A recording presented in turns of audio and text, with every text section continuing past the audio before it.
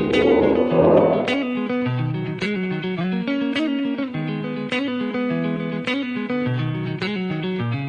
are Talkin Baseball, NorthJerseySports.com's original multimedia series talking all things baseball across North Jersey. This is Season 6, Episode 8, and we have a lot to talk about. I am Corey Doviak, being joined by my illustrious co-host, my North Jersey baseball insider, a man known as many things, but tonight we will simply call him, as he returns from his moonlighting gig as an umpire in Hudson County, he is Joey Traffic Jam Sutera. What's going on, Joe? Corey, I got to tell you, I had a game very far away from my house, let's just say, or very difficult to get to. And I missed my son Thomas's game tonight to be called by some guy behind the backstop for the entire 7 innings. I'm upset at the start of this show today. But I'll tell you what, Cor, it's very therapeutic, because you and everybody that knows me knows that, you know, I'm not somebody who's going to let somebody do that. But as an umpire, you kind of gotta wear it a little bit. You know, you definitely have to wear it. And I heard the guy, and I actually had to start laughing to myself behind the catcher. But and this was not, well, first of all, let's start this way. We're going to talk Bergen County Baseball Tournament, the Final Four coming up this weekend. We're going to have a special guest on the show, a coach of one of the last 4 teams remaining in the Bergen County Tournament, the 6th-seeded Rutherford Bulldogs. Carmen Spina going to join us. All right. And you listen, we haven't, sometimes we tape these interviews prior to, doing the opening of the show and everything else. We have not taped the Carmen section yet, but the tit for tat that has been going on between you two for the last, I believe, 2 or 3 years through intermediaries and the show and everything else has been very entertaining. So I am really looking forward to having him on the show tonight. And so this topic, why it started, go ahead. Right? Yes, but you tell everybody why. You know why it started, because when I played him in Glen Rock, we had to play on a neutral site. We didn't have a home field. We played every game on the road. We played at Emerson. It was our number 1 against their number 1. Huge game. And he asked the umpire to put me back in the box because he thought I was stealing signs from third base. No, he did not. So, yes, he did. So, but now okay, go ahead. He started it about 6 years ago, and now, he still carries the chip on his shoulder. But you know what? He's in the county semi, so maybe he'll forgive me today when we have him on the show. I'm gonna try to. We're gonna all hold hands. We're gonna sing Kumbaya, and we're gonna try to get past it. But you know what? You brought up a topic that is not part of the show rundown or the agenda. But in the opening here, you just said you just got an earful from a guy, a road team on the road. First of all, who takes a game at 4 o'clock at Weehawken Stadium in the epicenter of traffic in the United States of America? That's a different story. But do you really? Paying my dues. That's why. Trying to teach the youth that you got to work your way up. You're not just gifted stuff. Right. So I took it. I don't care if it was in New York City. I'm going. You don't just walk into the home office of Bergen County Baseball there at Northern Valley Demorest Regional High School and get a Bergen County Tournament semifinal game. No, you got to cut your teeth at Weehawken, North Arlington on a Wednesday afternoon on top of the Lincoln Tunnel at rush hour. Could you imagine if I get assigned this game and I tell Joe Belger I'm not taking it? Right. It's too far away. Well, Thanks, Coach. I'm a big fan of Joe Belger, but we almost lost him this weekend. I heard he got run over. I heard. By the biggest football playing baseball player in Bergen County history. Bergen Catholic first baseman, I forget his name, it escapes me at the moment, but he was backpedaling on a ball, a foul ball down the third base side, trying to get to the fence, and the kid actually got a good jump on the ball and was right there. Ball hit his glove, popped out, and as he's juggling it, moving down the line, poor Mr. Joe Belger was, probably in the right position to make a call. But Taiwan Malone, by the way, yes. I mean, he's a tactician. He knows how to work a game. He was right in the perfect position. He wasn't counting on the bobbling of the ball and a very large first baseman running him over down the first baseline. And I heard about that. Yeah, Ed Ahern got a big kick out of it because he texted me when he saw the pictures. Oh, so you just threw Eddie Ahern under the bus? Right. And listen, we've been doing this long enough that everybody's getting thrown under the bus. But I want to get back to my original question for you before we talk about this Bergen County tournament and also Passaic County championship game. I'm going to cover it. Thursday afternoon is interesting as well. That's blown wide open as it's Passaic Valley against Wayne Valley in the championship game on Thursday at Passaic Tech. So that's interesting too. Passaic Valley is the number 9 seed in the final. Bergen County is, by the seeds, it is blown wide open. But I want to get to the question that you brought up earlier when you said you have to take it as an umpire. Do you really have to take it? Well, here's the thing. No, you don't. And I mean, my personality is to turn around and tell the guy, like, it's not even close. The kid was getting his glove around the ball. Corey, the ball was 4, 5, 6 inches off the plate. Right. Not even close. And the greatest thing about it was Stratton didn't say anything. Paulie didn't say anything from North Arlington. The kids weren't saying anything. It's just one parent. I did everything in my power not to turn around. And, you got to kind of find a way. Like, gamesmanship, I get it, but, you don't have to take it, but what are you going to do? What am I going to do in that situation? Turn around and tell the guy you don't know what you're looking at, you can't see? Why? Why incite it even more? So you just got to kind of, have the thick skin and let it roll off. I'll tell you, Joe, I've umped about 15 to 20 games in my life. It was a summer job one summer in Leonia between my senior year of high school and my freshman year of college. And, it was 8th grade, 7th grade, whatever, those kids, that age group. And I had a parent riding me, and I'll tell you what I did. I said, sir, if you'd like to meet me in the parking lot after the game, I'd be more than happy to oblige. And you did not. Oh, I certainly did. I could even tell you the guy's name and who. I knew the guy. I knew the guy. He had an older son who was a year younger than me and then a younger kid playing in this league. And he bench jockeyed me for the entire game at Overpeck Park in Leonia, and I was now listen, I have not always been the upstanding member of the community that you see here before you. You challenged an old man to a fight. When you think about it, he was probably about 46, which is the age I am now. And I would take him up on a challenge, but I just turned around and took my mask off. I said, "Are you kidding me? You want to fight? Let's fight." So my umpiring days were short. But I don't know how you guys do it. And it brings up another thing I want to talk about, too. Okay. The evolution of bench jockeying in baseball. Used to be very funny. Like, you had the wittiest kid on the bench was the loudest kid who could, make jokes and laugh and create a positive vibe in the dugout. I remember, like old Ramapo teams when they used to sing these chants that were, I would sit there as a guy, as an adult listening and laughing, going, wow, those kids are having a good time. It has gotten really mean-spirited, not even though if they're not calling out somebody by name.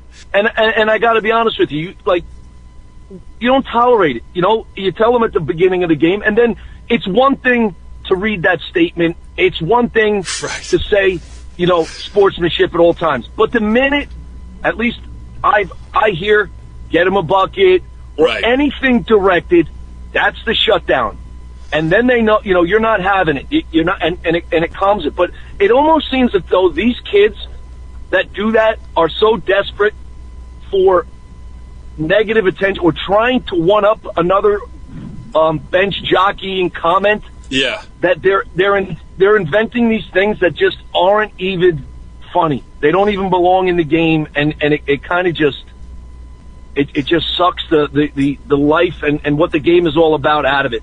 But Corey, to be honest with you, 90% of the teams, they're not doing it, and the coaches are shutting it down.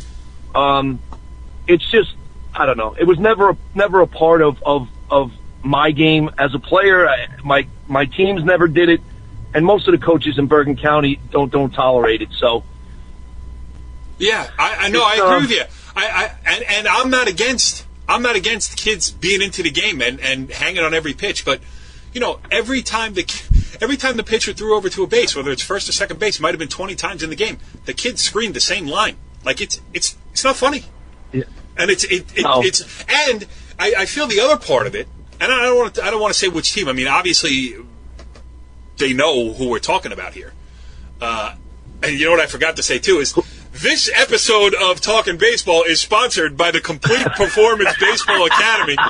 Check them out on the web, CompletePerformanceBaseball.com. That spanking new website they got there. And also hit them on the Twitter at CPB Academy. But I just, obviously the people who I'm talking about here know what I'm talking about. But I feel like on a wider level, it creates a negative vibe in your dugout because you're being angry when really what you need is to connect with the joy of the game. You got to have some friggin' fun in the dugout. It shouldn't be angry. It should be, we're playing high school baseball here. Let's have fun.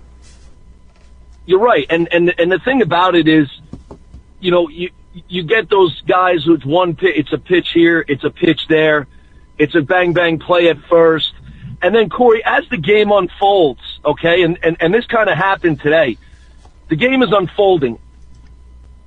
Dropped fly ball in right, 3 walks with pitches not even anywhere near the zone, base hit up the middle, base hit. So at that point is when I want to turn around and go, right. Is it still my fault? Right. Is it still me? Are you watching this?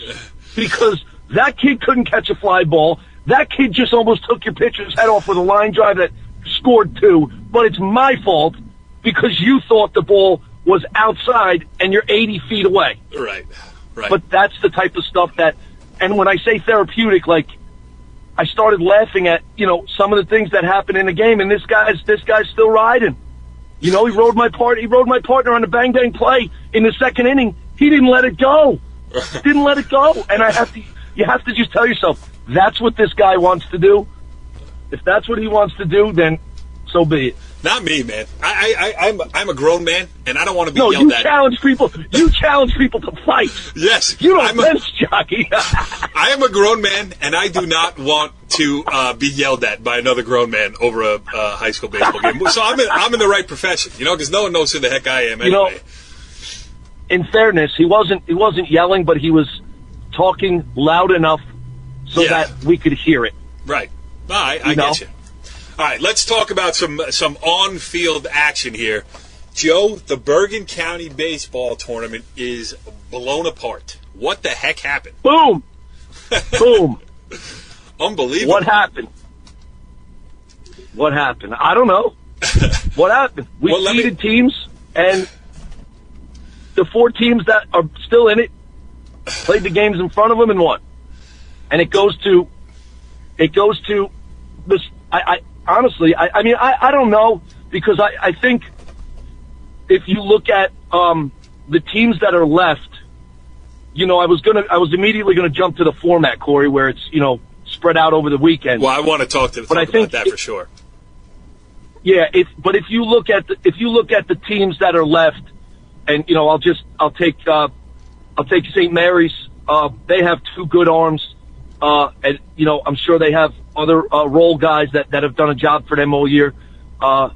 You look at Rutherford. I mean, Jesus, Spina just has to write the lineup in there and throw one of those arms out there, and they've been doing it all year. 19-2. Ridgewood, 19-2. Yeah, having a great year, and I think all the teams that are still in it obviously have more than one arm, but you only need one. I think it lends it. You only need one. Yeah, you only need one. But now you're at crunch time. But because you're backing up the state tournament now Monday, I believe. And some teams are. But if you're in the semifinals of the counties, I mean, what do you do here? Well, it's a good question. Right? What do you do here? I mean, if you're you go after it with the 4 teams that are left. I think you go after it with what got you there, and you have confidence in your other guys for your first round state game. Yeah. I think it's not every year that you get to the Bergen County semis. Now, the Bergen County Baseball Tournament is better than the state tournament. I mean, I don't care. Yes. And listen, this is just because of where the site is located and our coverage area and everything else. I don't care if you beat Morris Hills or not. It doesn't.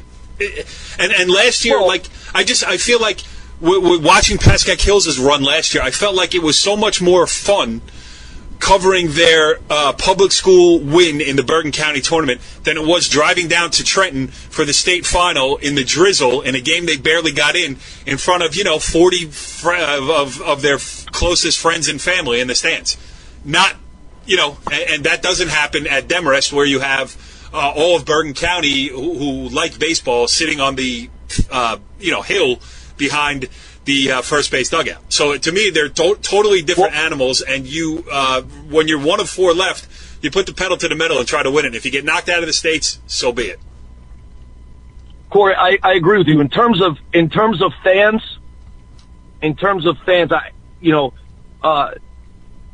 when we were in we had more people when we were in the Bergen County semis at that game than we did when we were in the state finals in 04 down in Toms River. Right. Oh, nobody who's driving down to Toms River on for those games on a Thursday on a Saturday when you might have the 11 o'clock game at Toms River South. Nobody's going. Parents, grandparents. You mean your school's going? Your the friends of the players are going. The families are going. So, maybe you have 300, 400 people from both schools, maybe. Totally. I'm sure there's been other games down there where there's been tons of fans, but I mean, you put it in terms of the excitement and in terms of the number of people you play in front of. The Bergen County tournament is, semifinals and finals is second to none. And prestige, too. The Bergen County Tournament Championship is worth more to me than a North fill-in-the-blank, group fill-in-the-blank state sectional title. No. That's just the way I feel about it. Let's not get crazy here. You mean to tell me that a overall group state title? Yeah. Is not as good as the Bergen County tournament. No. What are you basing that on? The fact that Bergen County, there's local interest in Bergen. Listen, Joe, the site that NorthJerseySports.com is built on Bergen County, basically Bergen County rivalries and stuff like that. I like the Jambo better than I like the state sectional tournament in basketball. Like, when they start moving on and they're playing at the Dunn Center in Elizabeth, I really start to lose interest. I don't care. And, baseball, a sectional championship is great and stuff, but the opportunity to be the only school. Plus, in the state sectional tournament, there's 16 teams of like size. In the Bergen County tournament, you're picking from 57 schools of all different sizes. It's much more, whatever. I mean, I guess you're free to have your, and I think you do believe that the Bergen County tournament is better, just not to the extent that I do, and you're entitled to. No, I think it's a better tournament in terms of, we were talking about who playing in front of it and the excitement around here, but I'm not trying to take away from a county championship, but you're talking about a team that round of 16. You win your section, then you go on and play the state semi, then you go on and play. And to me, there's something to be said because you don't know anything about those teams, once you get into the state semis and the state final, you're going down against teams you know nothing about. So to be able to go down there on under those type of conditions, because up here, you could scout. So in terms of excitement and playing in front of people, Bergen County tournament, yeah. Following, absolutely. I think there's a stronger following, but to say it's a better accomplishment than an overall state, I don't know. I don't know if I could say that. Well, it is, because if you win it and you're not a Group 4 parochial, then it's an unbelievable accomplishment, first of all. And second of all, my point is interest. I'm not talking level of play. I'm not talking anything else. Okay. Just say, right. Once you get to, a couple years ago, Pascack Hills played the Group 2 semifinals at Belleville against Whippany Park on a weekday afternoon. To me, who I blame on that? I blame the state. Oh, of course. I don't know. I mean, but that's, trying to get the state to fix anything that makes no sense. Like having teams. No, we can't get anyone to answer a phone down there. Never mind fix the schedule. Greatest one of all time. 2012, Richfield Park basketball wins North 2 Group 2. Pascack Hills basketball wins North 1 Group 2. They are separated by how far? Richfield Park and Montvale, and they had to drive out to Vernon and play each other in a state semifinal in a snowstorm. Nobody could have said, hey, I'll meet you in Hackensack. No. They had to drive to Vernon. You're not thanking that committee. No, not thank you. No, you're not thanking that committee. No way. Nope. All right, let's get the Bergen County Baseball Committee. Let's get back to the Bergen County Baseball Tournament and its beloved committee here. Covering the games this weekend, I was at 3 of the 4. I didn't hang around for really what might have been, the biggest upset was by seed, I guess, was Ridgewood beating Don Bosco Prep. I just, getting 4 games in a day is just, I just can't turn it around in time to do it. So it makes no sense to even try. We heard all about it. Wow. The crying journalist portion of this show is brought to you by the Complete Performance Baseball Academy. So, anyway. I don't know, though, Cor. I'll give you the 9-1 game, but the 10-2 game was a big one, too. Joe's beating Hills. Yes, it was. And what do you got going on in traffic over there, Joe? You helicopter? I'm in my car. This guy in a Mustang's acting like a buffoon right now. So I guess he's all proud. Because he's got a loud exhaust. I don't know. It makes you I don't happy. know. So Pascack Hills, yes, the defending champion goes down to St. Joe's. St. Joe's was the number 10 seed. And here's what I want to say about. First of all, I give all credit to St. Joe's. Jimmy Romano, the sophomore right-hander, was great for them on the mound, just, with good off-speed stuff. I mean, throwing change-ups for strikes, called strikes. You don't see a lot of high school kids do that, and when you do see it, they're a very good pitcher, and he's a very good pitcher. Matched up against Ryan Ramsey. Now, Ryan Ramsey was the, championship, won the Group 2 state final last year. Was one of the best pitchers and is one of the best pitchers in the state. I don't mean to be using the past tense. And certainly one of the best left-handers in the state. Going to the University of Maryland, struck out 14 St. Joe's batters. Now, the most impressive thing about Ryan Ramsey to me on Saturday, in a game that his team lost 3-1 because of mistakes and not coming through in the clutch and getting big hits, and they didn't do any of that. And Ryan Ramsey never gets down on his teammates, never gives a snide look, never, says, oh, woe is me, I'm not getting any support or whatever. The kid just goes out and plays. He takes the mound every inning with purpose.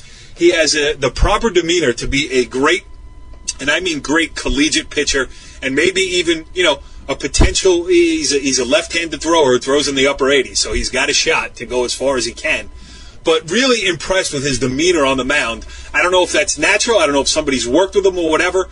But when things are going wrong in a pressure situation and the disappointment that goes along with losing a 3-1 game when you strike out 14 in 6 innings of work, for him to just, running out there like, nothing was the matter, very impressive, Joe. And that's why, as much as he's going to Maryland for his arm, that's what the big schools look for. That, they look for, what is he, in and out of the dugout, body language, demeanor, How does he handle the pressure? How does he handle failure? How does he overcome adversity? So, I mean, it's no surprise. And you know what? It's important to note too. That kid sustained some injury a couple of days before in a collision in the outfield. I think he was playing left field. I actually saw his arm, like from pretty much from his shoulder down to his elbow, was not bruised, Corey. It was like black. And for him to go out there and gut through that as well. You know, tough loss for them. Good gritty win for St. Joe's.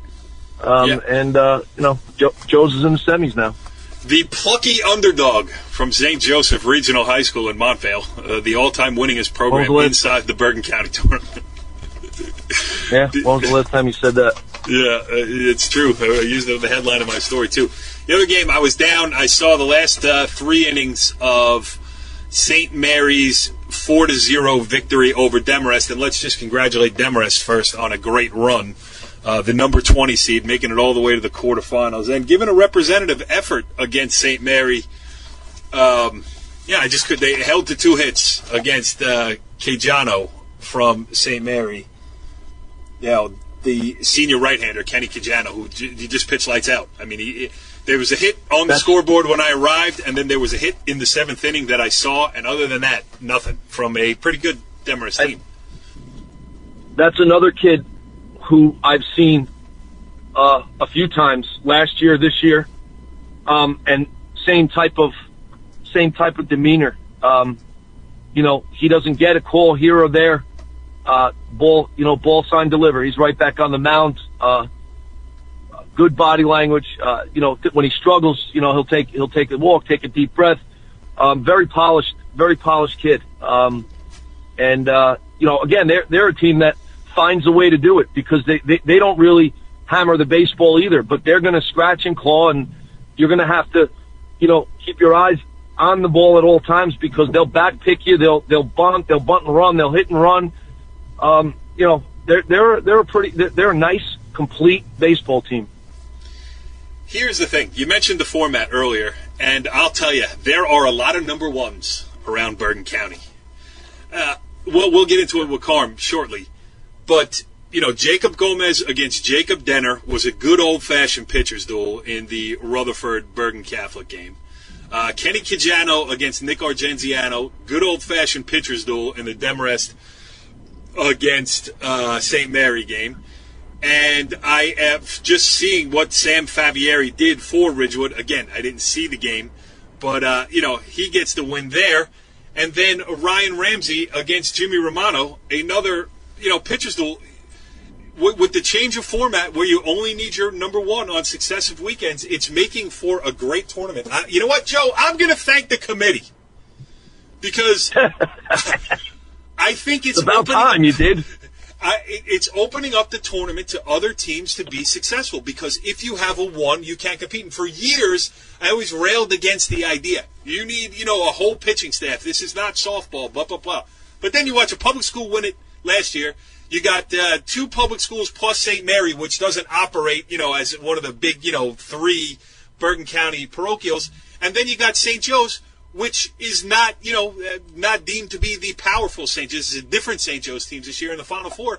And rather than saying, oh, my God, it's Bergen, Bosco, Joe's, and name the 4th this year in the semifinals, I can't wait to get to Demarest on Saturday. There's storylines all over the place no matter who wins.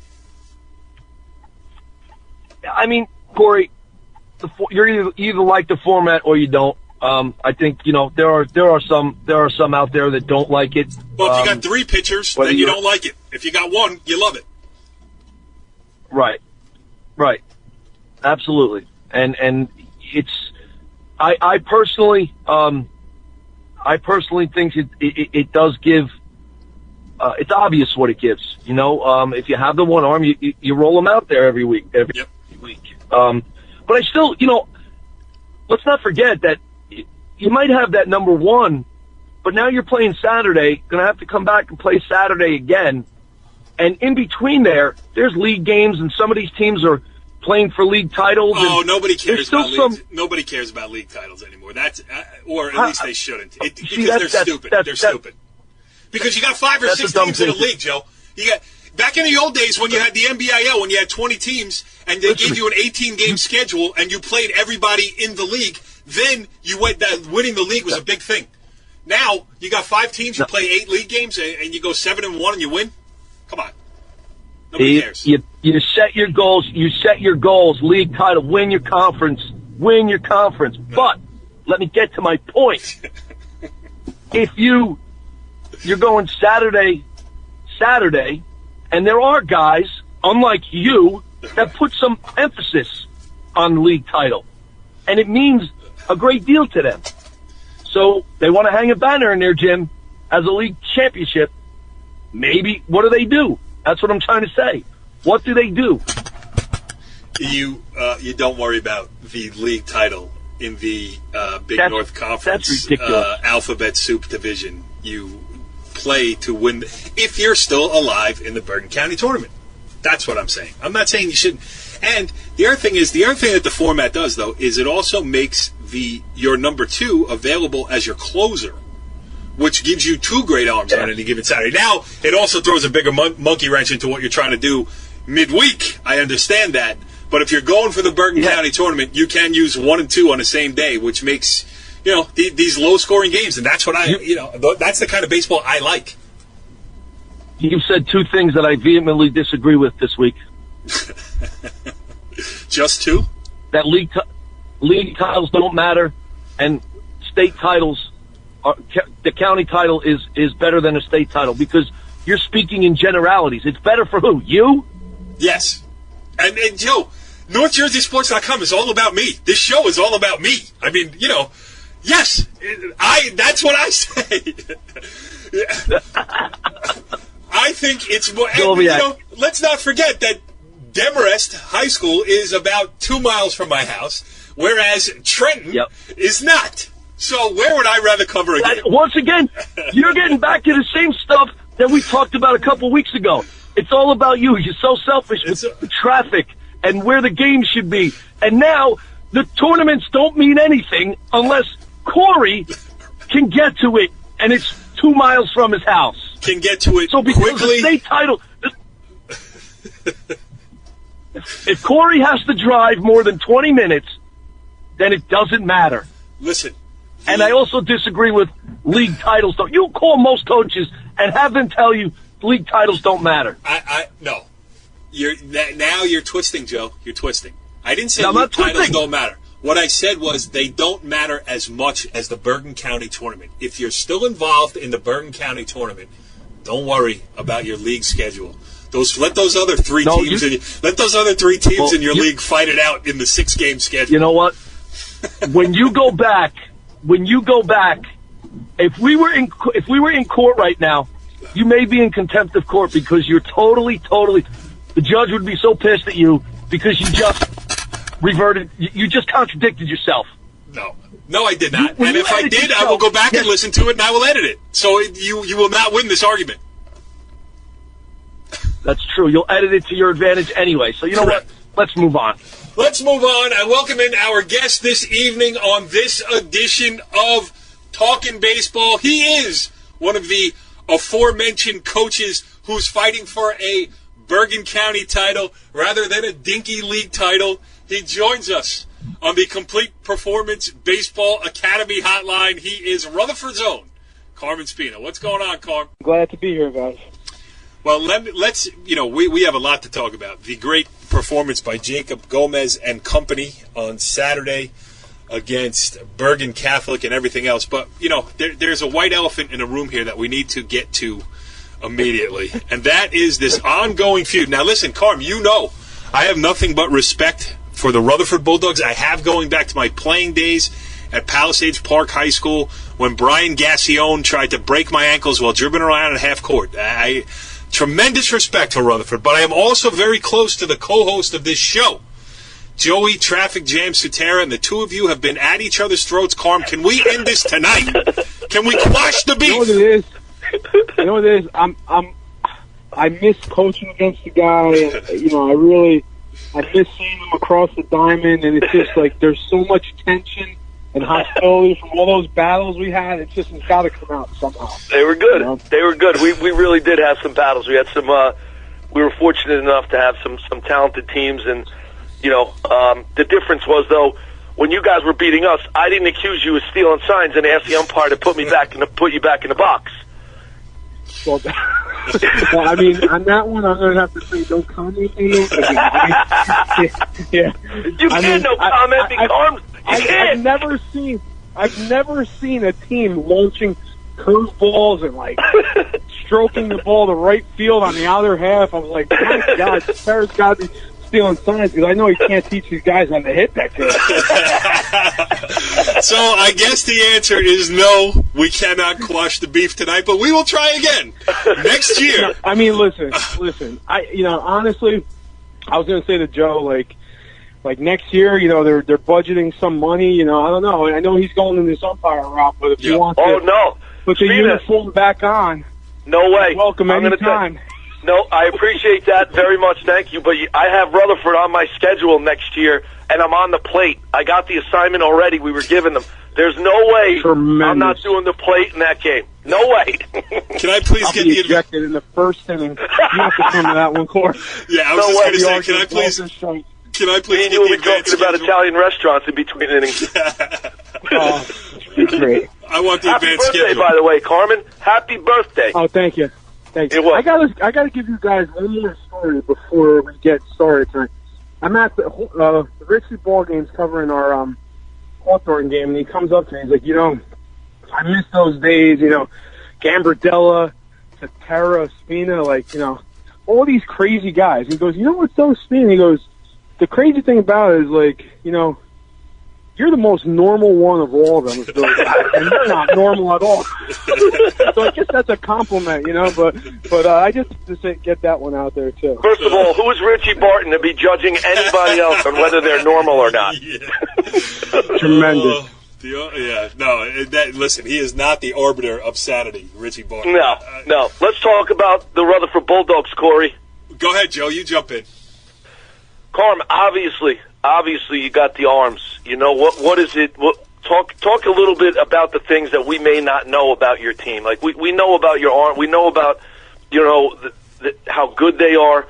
Maybe give us a little bit about those guys, but maybe some things that we may not be aware of. Some guys that may be role players. Well, basically, we have the big arms in Jacob and Jones, but we have a lot of guys that are kind of leftovers from Rutherford won back-to-back football titles the past couple of years, and we got a couple of kids that are, tough kids. They've played in big games like Regan Landrigan. I mean, his brother Joe. Sure. The Pat Landrigan. Sure. Yeah, Abiani Mendez, who's he's the number one football scorer in New Jersey. He's in my lineup, and Kyle Russell's contributed a lot. He was the quarterback of the team. So I got some great baseball guys, but I got some really tough kids that are in the lineup. And the thing with them is they're competitors, and there's no stage that's too big for they're not intimidated by anyone or any team, and that's what I love about these guys is because before the Bergen game, I mean, they basically, I think they were really taking us lightly. I didn't think they really thought they were going to have a game. And, our guys didn't say a word during I.O., didn't say anything. And, they came out and, we scored a run in the first inning, and last year, I don't know if you guys, last year we lost to St. Joe's in extra innings. And, it was a great game. We battled them, and the kid, Jahan, just single-handedly, how you say, I don't want this kid to beat us. We want anyone else but him to beat us, but he beat us with the glove, the bat, and he came in and closed the game for them last year against us. So, our kids are going into this game really fired up because we have a lot to prove from last year. Carmen, it's funny because I was doing, when I was writing my stories this past weekend, I went back and did some, I just read up on last year's tournament and stuff I wrote, and John Henry Malloy, the St. Joe's graduate now at Vanderbilt, in the semifinals against Pascack Hills, he almost came up with the bases loaded and down by 4 runs. And I was reading the quote that Kirkby gave me was that he would have walked Malloy if he was, up 4 with him at the plate. He wasn't going to, obviously was not going to let that kid beat him. And if, the next place hitter hit a grand slam and beat him, then he said, we would have gotten ready for the States, was his exact quote too. I tell you, he in the first inning we played him last year, we come out, we hit a leadoff home run. We have second and third with 2 outs, full extension layout, saves 2 runs for scoring. Then he hits a 3-run home run later in the game, puts him ahead, and then we tied the game up, and they brought him in like the 6th inning. He pitched the final 2 innings, just throwing gas against us, and wound up closing it. But I mean, hey, you got to tip your hat to him. But I mean, Kevin's a smart guy because you don't want to see that kid with the bases loaded. But I mean, they have some formidable kids this year as well that can hurt you too. But I mean, listen, I can't wait. I'm excited for it. I'm looking forward to it, and we're gonna give it all we got. Before we look ahead, let's just look back at this game. And Joe and I were talking about it at the during the opening of the show here.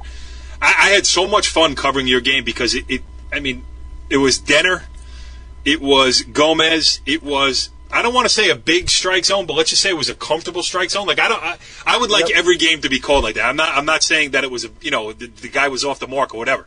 What I'm saying was he was giving pitchers strikes.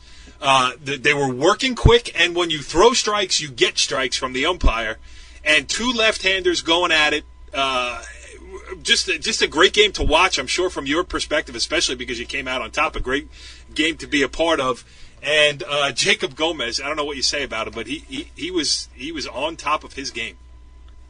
I mean, Jacob, if Joe was a catcher, any kid that like Jacob, you love to play defense behind, because as soon as the catcher gives him the ball, he's ready to. Yep. He's ready to throw the ball. He does not waste any time between pitches. I mean, he's a defensive team's, pleasure, because he's not walking around the mound, he's around the plate. You're going to make a lot of plays behind him because he's always throwing strikes. And the thing that's great about Jacob is like he turns his level up, like against the bigger the, the bigger the batter, the more he's going to compete. And, there was a spot in the game where he faced the kid, their big kid, the first baseman, Tywone Malone, who almost killed Joe Belger down the first baseline. Yep. And he struck the kid out. And Jacob, I mean, he's not he doesn't really throw that hard, but he hits spots, and he's the kind of kid that coach loves, because he can put a little extra on the fastball. He could take a little bit off. He cuts it a little bit. There's sick movement on the ball where it took, last year, he was caught by James Dollahan as a freshman who went on to Southern Connecticut. I don't know if Joe remembers him playing against Glenrock, but I remember Gomez kid as a freshman. Yeah, me too. Yep. I remember him as a freshman, and you just knew. Yep. Oh yeah, the kid Moro, whose dad was a great player for Rutherford, and he, as a sophomore, he really struggled early handling Jacob because of the way the kid's ball moves so much. But now he's really comfortable catching him, and I don't, philosophically, I don't really call pitches for my pitchers. I'll, sometimes the catcher, I'll suggest to the guys, and me and him were we're on the same wavelength that game. Anything I suggested, he put it right there, and I give my pitchers the option to shake off, because philosophically, if you're throwing the pitch, I want you to feel good about the pitch you're going to throw, and I don't think he shook me off the entire game. He was just so locked in doing what he had to do. But anytime he's on the mound, we have a chance to win, no matter who we're playing, because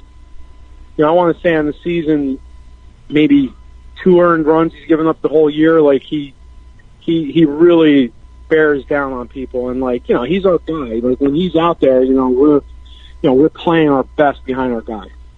So is he going Saturday, Carm? Absolutely. There you go. Absolutely. Well, Carm, Yep.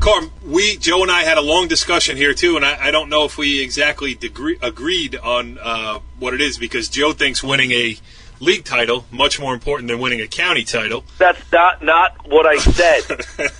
That is sounded not to me what like I you said said. that. Sorry.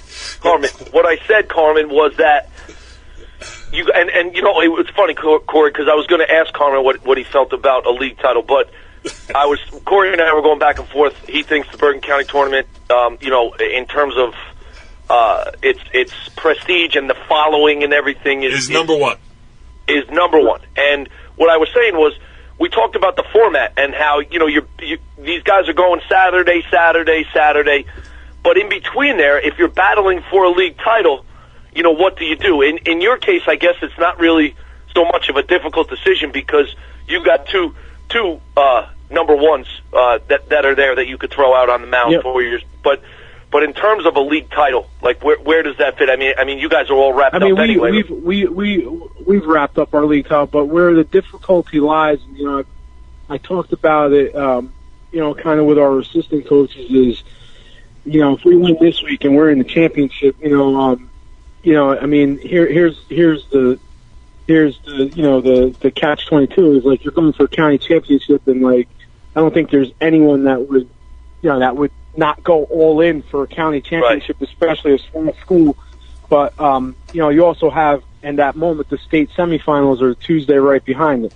And, right, and if you throw your guy on Saturday and you don't bring him back on Tuesday, you know, what I'm saying is our pitching staff is going to be taxed during the state playoffs if we're riding Jacob throughout this tournament. But, you know, like you said, I mean, like, I'm telling both you guys we're going for it. I mean, if we get through St. Joe's, he's pitching in the championship, and that's it. We're going to win the thing, and every game, you know, I have 12 kids in my program that can throw. If we have to use 7 guys in playoff games to get through it, we'll use 7 guys to get through it. I mean, we're going to go all in with Jacob, and you know, like I said, it's just, like, listen, we never thought we were going to be in the position that we're in right now. So, right, so we're going to put our chips on the table and let it ride.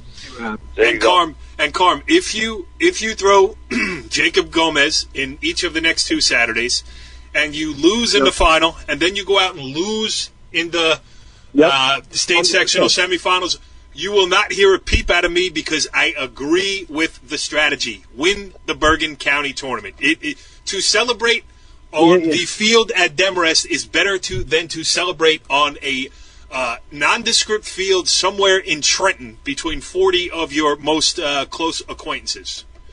The home office of Bergen County Baseball is at Northern Valley Demarest Regional High School, and you want to be in a dog pile there.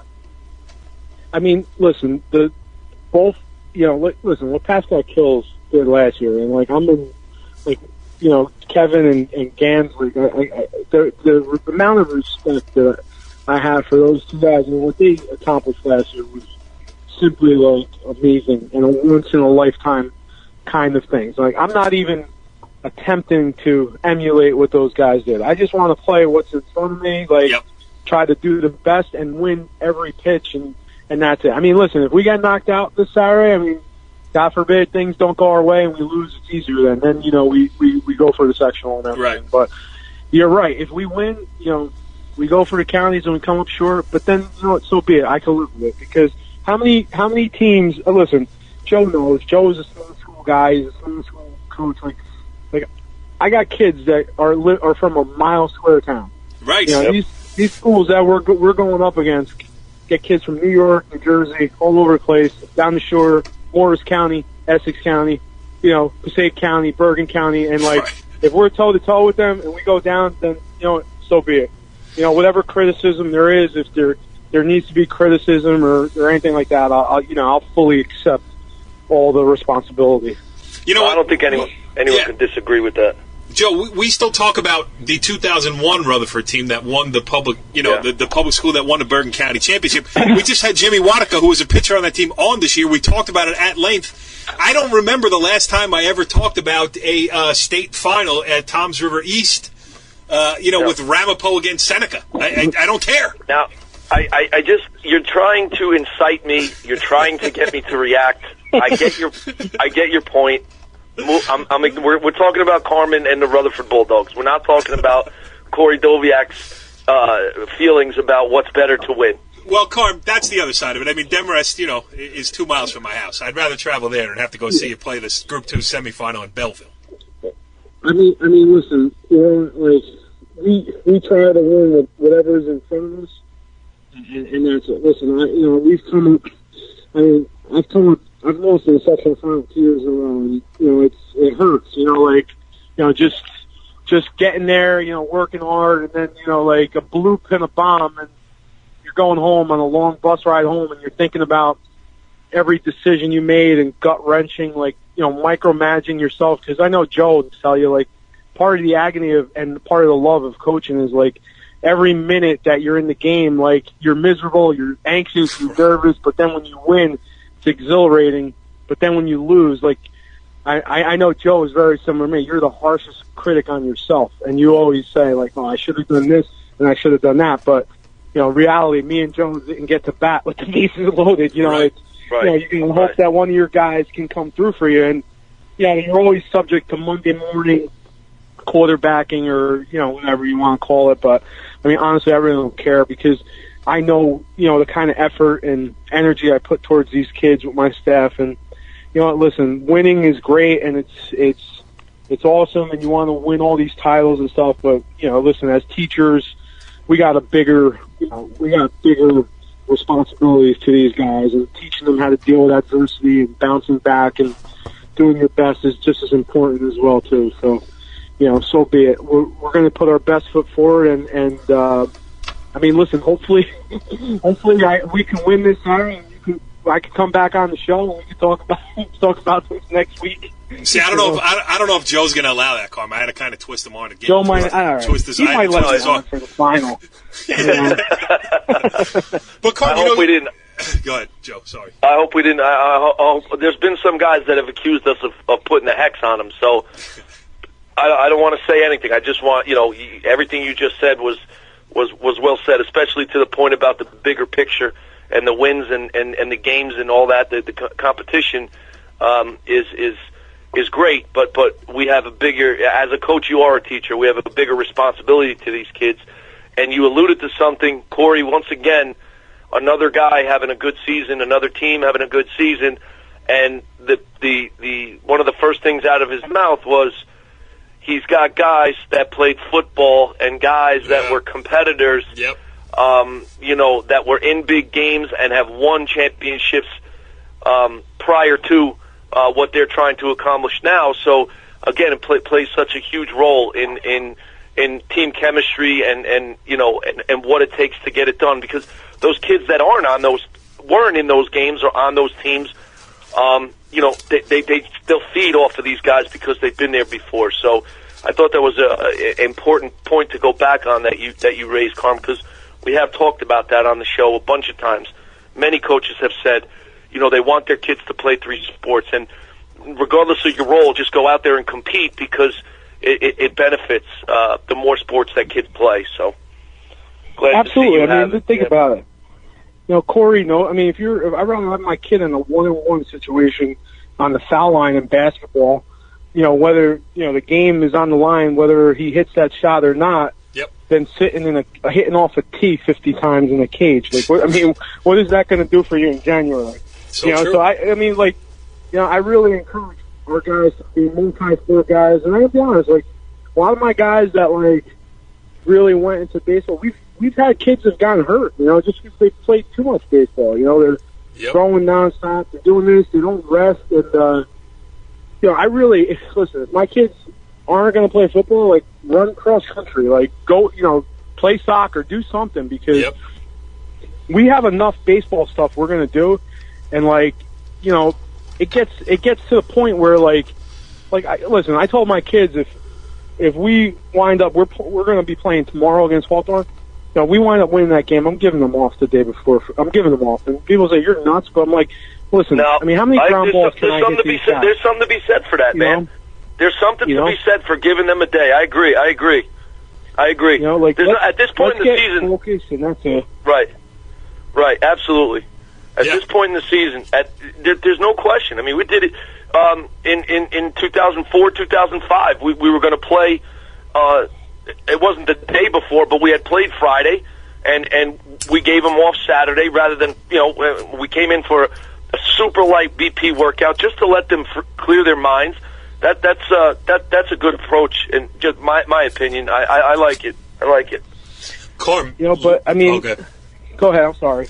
Well, if you have something to add to that, I was going to ask you one last question, but if you have something to add to it, go ahead. No. I just I agree with Joe because, you get through it and it's a grind. It is you're going through it and and you gotta you have to manage these kids and it's Joe knows it's different than it was when we were playing. It's just a different kind of kid you're dealing with, mentally, and it's almost like psychologically, you have to make them, kind of feel good about themselves, feel good about going in. And, we went through a stretch last week when we played Bergen. We played Monday, Tuesday, Wednesday, Thursday, Friday, and Saturday. We played all those games in a row. Wow. And they were spent. They were spent. Sure. So I'm like, this week I'm just going to pull the reins back a little bit. We can feel, we can pitch, we can throw. We just got to try to scrap a few runs across, and that's it. That's it. You don't need many runs with those arms. So he called on Mother Nature and got 3 straight days of rain. Slept in every day. There you go. It helped. But it's just the worst going back inside the gym. Brutal. After something like this. But right. I'm excited. It's going to be fun. And last one from me. St. Joe's. It's funny. The number 10 seed, as I wrote, the headline of my story was the plucky underdog from Montvale. The all-time most wins in the tournament, the all-time most championships in the tournament. But, it is a different St. Joe's team. I think last week, I don't have my book in front of me. Oh, wait, I do. 7 hits total, against Pascack Hills. They struck out 14 times. Granted, that's against Ryan Ramsey, so, he's capable of doing that, but still, you would think that a team like St. Joe's would be able to put the ball in play a little bit more. Keys for the Group 2 Rutherford Bulldogs against the Big Bad Green Knights of St. Joseph. Well, we have to do it. I told my guys is they have to keep their leadoff guy off. We have to try to keep their leadoff guy off base. The kid, Josh Rodriguez, I believe his last name. Correct. Because he reminds me of Braylon.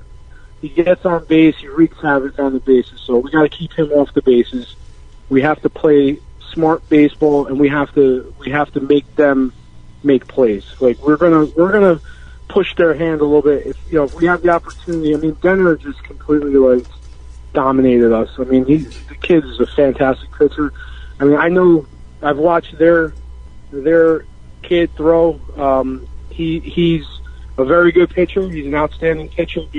He's only a sophomore. He's got a little bit more to go to the level of Denner. And, I just think that we'll be able to put the ball in play a lot more against him. And hopefully we can put some pressure on him. Because, we've stolen this year, I want to say 140 bases. So is that true? Is that really? We're close to that number. That's crazy. We've only been caught 3 or 4 times, and we're going to just try to get people on base, put them in motion, and try to manufacture runs. And if we can get 2 or 3 runs on the board with Jacob pitching, we'll be in good shape. And that's the key. Now, if on the other end, if we have to play catch up, if they jump ahead on us, then it's a little different. Because again, we're going to stay true to our philosophy offensively. You're down 3-0. You get guys gunned down on the bases.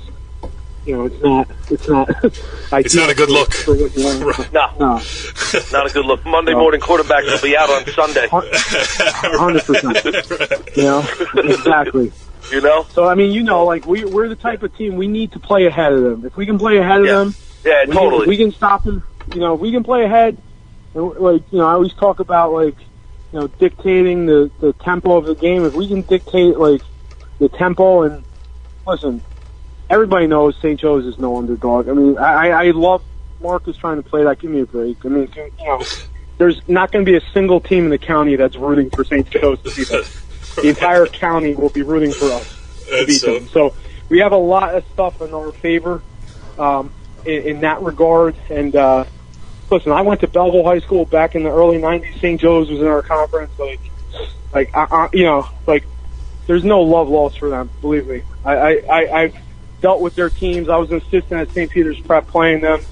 I don't care what they say. Besides, we're coming after them. We're not intimidated by them. We're going to come after them. We're going to give them our best shot. And whatever the chips happen, whether win or lose, we're going to give it all we got. Now, I forgot Carm was a Belleville guy, so he's actually rooting, Joe, for the Group 2 state semifinals in Belleville. So he probably knows a good place to get a sandwich. That's a great. Oh yeah, you got to go to Belmont Tavern. Best place. A great NNJIL reference, Joe, in this edition, and Carmen Spina going to be matching wits against Powell Park's all-time greatest athlete, Mark Cieslak, on Saturday afternoon. So a lot of local interest, and that's why the state tournament stinks. The Bergen County tournament is great because you're so predictable. You're so predictable. And Hank Teal is retweeting that it was Carmen Spina's birthday today. So I want to reiterate, Carm, happy birthday. I love it.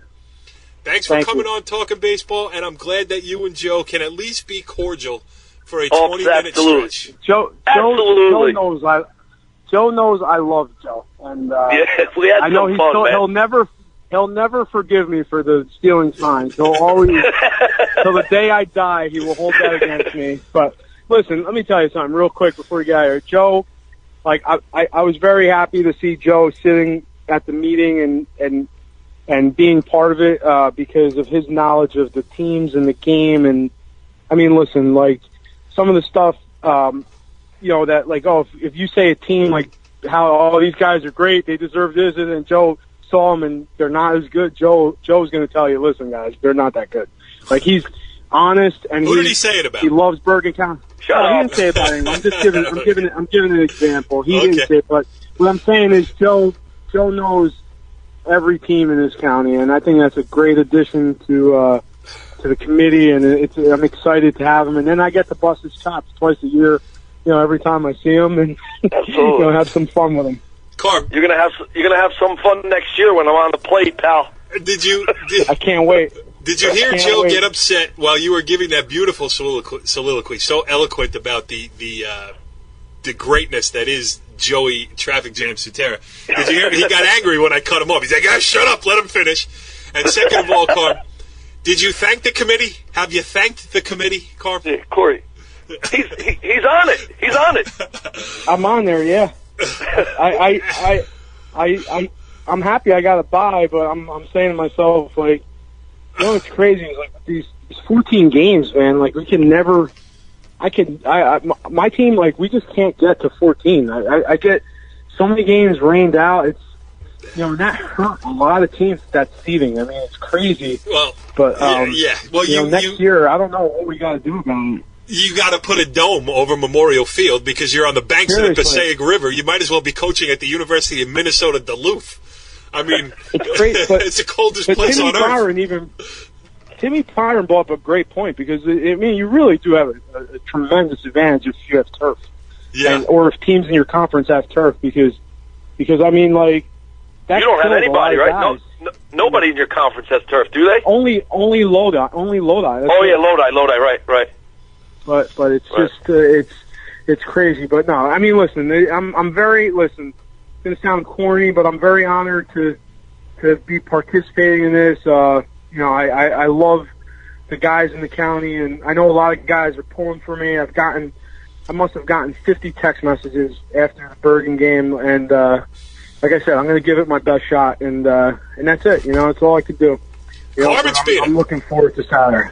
Me too. Carmen Spina, head coach of the Rutherford Fighting Bulldogs, the number 6 seed, going to take on number 10 St. Joseph at the home office of Bergen County Baseball. NorthJerseySports.com will be there to see it. Carm, thanks for coming on Talkin Baseball. Thank you, guys. All right, Joe, great stuff there with Rutherford head coach Carmen Spina. And, at the top of the show, I said we were going to talk a little bit about the Passaic County Baseball Tournament. That's out the window. We just want a half hour. So tune in on Friday when NorthJerseySports.com might have coverage of the game from Thursday night at Passaic County Tech. But I will tell you this, Joe. If in that bandbox, if it gets to be, the game starts at 5, if it gets to be 7:15 and the score is 15-6, I'm getting in the car and leaving. There will be no postgame. There will be a photo gallery, and that's all. It. I will move on. No article, no story, nothing. It'll say story to follow, but the story will never follow. It's just post a picture and a score. That's it. That's it. Great stuff there. Court, before we forget, we have, the greatest thing is a lot of the people that we know and that know us listen to the show. It's great to get my closest friend, best friend in the world, listens to the show on a regular basis. When's the show coming? It's great. You guys are great. And to hear it from people that you know is awesome. It's great. But when you get the call from somebody about just a random high school student who listens to the show and is on the edge of their seat for every episode. Yeah, that might be overstating it a little bit, but he does listen. That's the way it was described to us. True. That's the way it was described to us. Yes. And I think, Corey, we need to say a special hello to that high school student. Why don't you go ahead and do that? That special high school student is Richfield Memorial High School's Jordan Grabow, brought to our attention by the great athletic director there of the Richfield Royals, John Duncan. Now, Jordan, I have a T-shirt for you. I am going to give you a NorthJerseySports.com Player of the Game T-shirt, your choice. You could either have the blue short sleeve or you could have the gray long sleeve. And I will say this, Joe, he would have had it already because I saw. Go tell him, Cor.